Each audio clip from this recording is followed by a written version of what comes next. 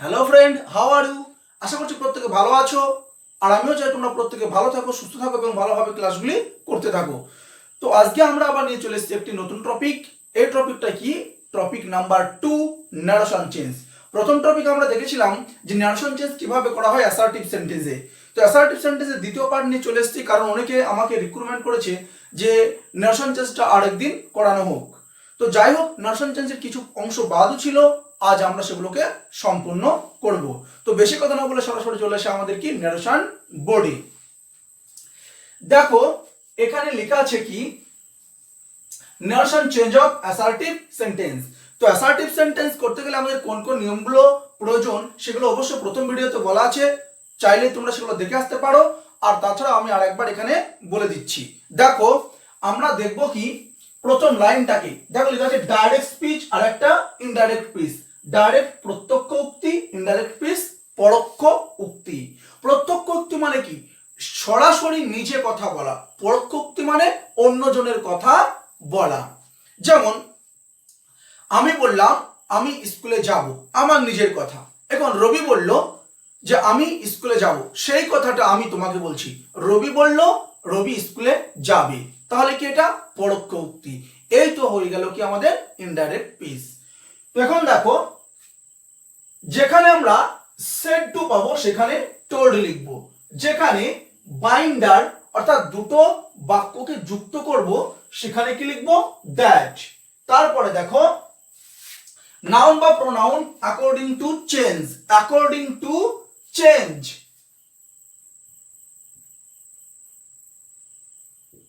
According to change. According two মানে কি? ওখানে যেটা বসবে সেটাকেই বসাতে হবে। এবার দেখো V1 থাকলে V2, V2 থাকলে হ্যাড প্লাস V3। কিন্তু একটা গুরুত্বপূর্ণ পয়েন্ট তোমাদের মনে রাখতে হবে, যদি দেখো এখানে কি করছি V2 থাকলে হ্যাড প্লাস V3, কিন্তু হ্যাড থাকলে শুধুমাত্র হ্যাডই বসবে, অর্থাৎ কোনো কিছু পরিবর্তন ঘটবে না, শুধুমাত্র ভার্বের। প্লেস আর টাইম অ্যাকর্ডিং টু চেঞ্জ।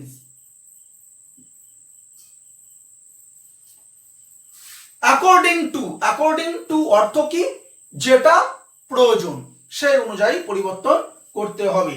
আর আগে তো বলাই আছে কি হবে, দেখো লেখা আছে রিপোর্টিং ভার্বটি যদি প্রেজেন্ট অথবা ফিউচার টেন্স থাকে তখন রিপোর্টেড ভার্বের কোনো পরিবর্তন, টেন্সের কোনো পরিবর্তন হবে না। দ্বিতীয় বলা হচ্ছে রিপোর্টেড স্পিচটি যদি চিরসত্য বোঝায় তাহলে রিপোর্টেড স্পিচের কোনো পরিবর্তন হবে না। তাহলে দেখো এখানে কি আছে? হাসিবুর সেড, হাসিবুর বলেছিল। হাসিবুর কি? Subject, said V2। I do, I subject, do V1, this work. I do this work, আমি এই কাজটি করে। এখন এটাকে কি করব? দেখো Hasibur HAS, Hasibur said, said থাকলে কি লিখতে হয় আমাদের? টোল্ড। সেড থাকলে আমরা সেডও লিখতে পারি। দেখো সেড টু থাকলে অবশ্যই টোল্ড লিখবো, সেড টু থাকলে অবশ্যই টোল্ড লিখবো।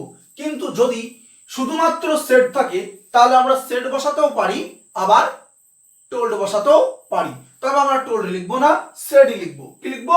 Said, SAID। হ্যাঁ, আবার ভালো করে কিন্তু পয়েন্টটা লক্ষ্য করো, সেড টু থাকলে কিন্তু টোল্ড বসাতেই হবে, মাস্ট, অবশ্যই টোল্ড বসাতে হবে। কিন্তু শুধুমাত্র সেড থাকলে সেড বসালেও কোনো অসুবিধা নেই। দেখো কমা কোশ্চেন তুলে আমাদের লাগবে কি? বাইন্ডার। বাইন্ডার কি? দ্যাট। আইটা কি? আইটা যে বলেছে সে কে বলেছে? হাসিবুর। হাসিবুর থার্ড পারসন পুরুষের ক্ষেত্রে কি বসে? হি। তাহলে কি হবে?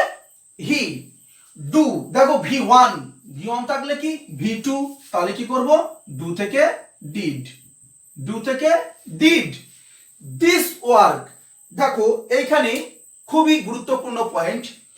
আই ডু দিস ওয়ার্ক, আমি এই কাজটি করেছি। এখন এটা বলেছো কোথায়? পাস্ট টেন্সে, আগেকার ঘটনা। দেখো বলা আছে হাসিবুর সেড, হাসিবুর বলেছিল আমি এই কাজটি করেছি। এই কাজটি বলতে কোন কাজটি? এখানে কি কাজটি আছে নাকি? নেই তো। এখানে কাজ আছে না, কাজটা কোনটা, যেটা করেছিল সেইটা, সেইটা ইংরেজি কি দ্যাট, সেটা ইংরেজি কি দ্যাট। ভালোভাবে দেখো, দিস আর দ্যাট কোথায় প্রয়োগ করা হয়?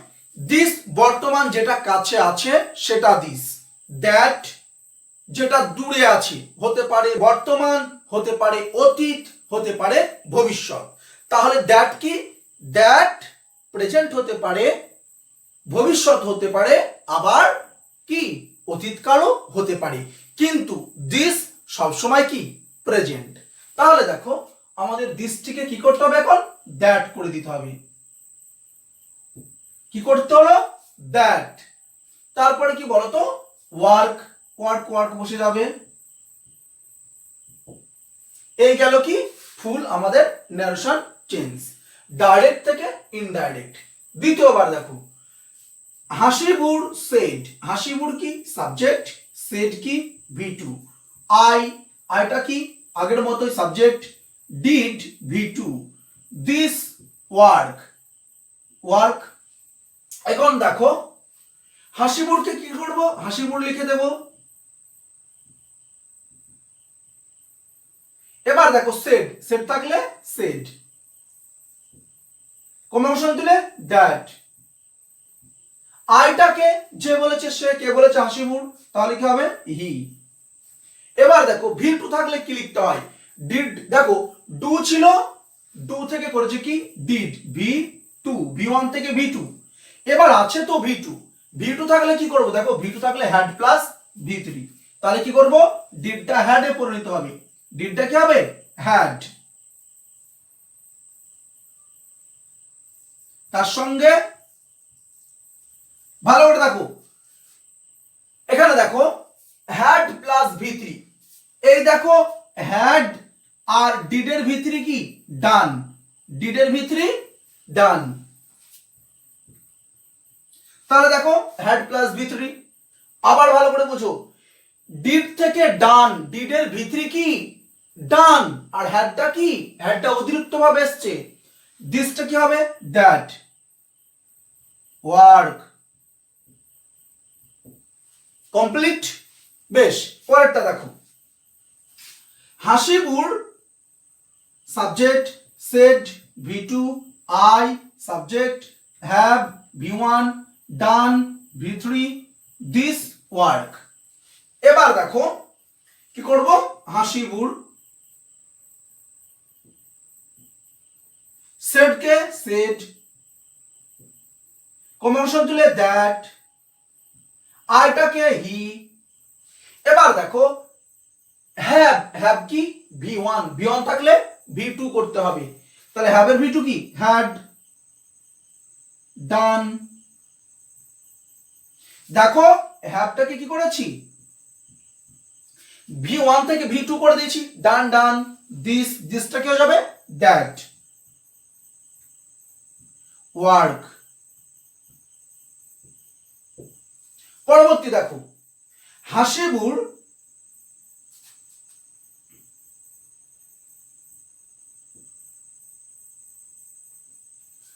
সেড, কম্বিনেশন দিলে দ্যাট, আইটাকে সে হাসিবুর হি। এবার দেখো এখানে কি আছে V2, হ্যাড কি V2, have has present, had V2, had V3, had had, had পাস্টেও হয়, হ্যাড পাস্ট পারফেক্টেও হয়ে থাকে। তাহলে দেখো পার্টিসিপল ফর্ম। এবার বলেছি দেখো V2 থাকলে, V2 থাকলে হ্যাড প্লাস V3, কিন্তু বলা হচ্ছে যদি হ্যাড থাকে হ্যাডই বসবে, অন্য কিচ্ছু বসবে না। তাহলে দেখো হ্যাড আমার V2, তাহলে হ্যাড যদিও V2 তবু দেখো হ্যাড থেকে হ্যাডই বসে, তাহলে কি করব হ্যাড থেকে হ্যাড। তাহলে কি আবার একবার হ্যাড বসাবো না, একটা হ্যাডই হয়ে যাবে, had plus V3। Car V3 করব, ডান, ডান তো V3 তেই আছে।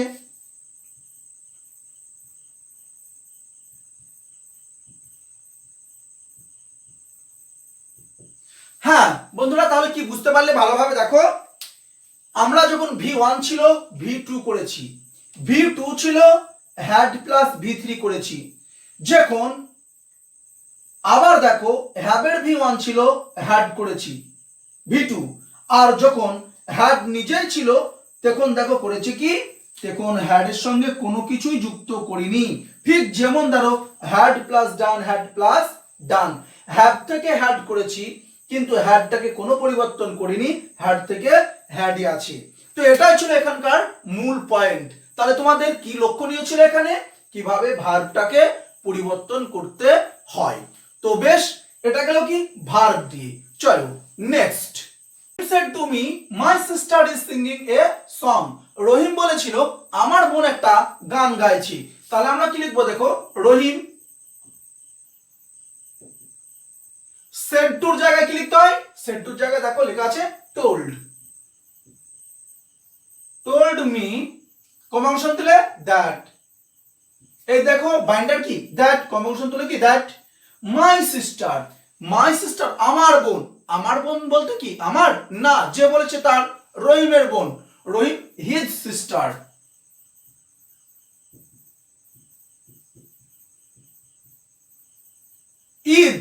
is দেখো V1, is কি V1, আমরা বলেছি প্রথম যে ভার্বটিকে পাবো সেই ভার্বটি V1 এ থাকলে V2, V2 থাকলে হ্যাড প্লাস V3, আর যদি হ্যাড থাকে তাহলে হ্যাডই বসবে। তাহলে ইজ এর পাস্ট টেন্স কি was, singing a song, clear? Next, the priest said, priest বলেছিল, priest পুরোহিত, মন্দিরের পূজারী, মন্দিরের পূজারী বলেছিল কি God is merciful, ঈশ্বর হলো করুণাময়। হ্যাঁ দেখো ঈশ্বর কি করুণাময়, এটা তো সবসময় সত্য ঘটনা, এটা কখনো মিথ্যা না। দেখো ঈশ্বর করুণাময় এটা আগেকার লোকেরাও বলে এসছে, এখনকার লোকজনেরাও বলে, এর পরে যারা আসবে তারাও বলবে। তার মানে কি সব সময় এটা সত্যি ঘটনা। আর যদি সব সময় সত্যি ঘটনা হয় তাকে কি বলা হয়, চিরসত্য। এবার পয়েন্ট পেনে দেখাও, রিপোর্টেড স্পিচটি যদি চিরসত্য বোঝায় তাহলে রিপোর্টেড স্পিচটি অপরিবর্তিত থাকে, অর্থাৎ কোনো পরিবর্তন হবে না। তাহলে লিখে দাও কি, দ্য প্রিস্ট said to, এই said এর জায়গায় said, কম্পাঙ্কশন দিলে কি that God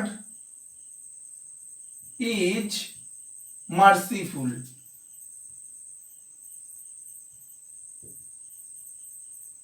God is merciful। পরবর্তী দেখো, the farmer said to his son it will rain tomorrow, will কি V1, মডাল ভার্ব V1, তাহলে কি করব দেখো, the farmer said, said টুর জায়গায় কি লিখবো told, his son কম্পাঙ্কশন তুলে that it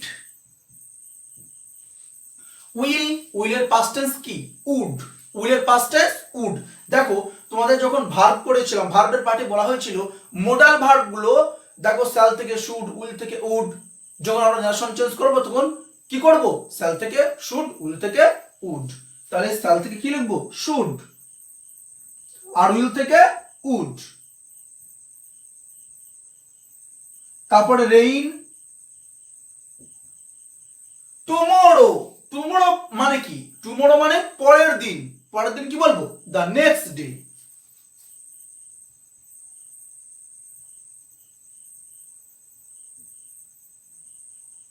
বুঝতে পেরেছো, আমাদের টাইমটা কি করতে হবে অ্যাকর্ডিং টু, দেখো প্লেস এন্ড টাইম কি অ্যাকর্ডিং টু চেঞ্জ। বলছে কি চাষি বলছে যে পরের দিন বৃষ্টি হতে পারে, তা পরের দিন ইংরেজি কি দ্য নেক্সট ডে, পরের দিন। বুঝতে পেরেছো, বেশ। পরেরটা দেখো, my friend said to me I have কি V1, হ্যাভ ভার্বের V1, brought main verb, a copy of the book. কি করবো বলো, মাই ফ্রেন্ড সেট টু জায়গায় টোল্ড মি কনভার্সন দিলে দ্যাট আইটাকে দেখো আইটাকে আমার বন্ধু তাহলে সে কি হি হ্যাভ এর ভি টু কি had bought a copy of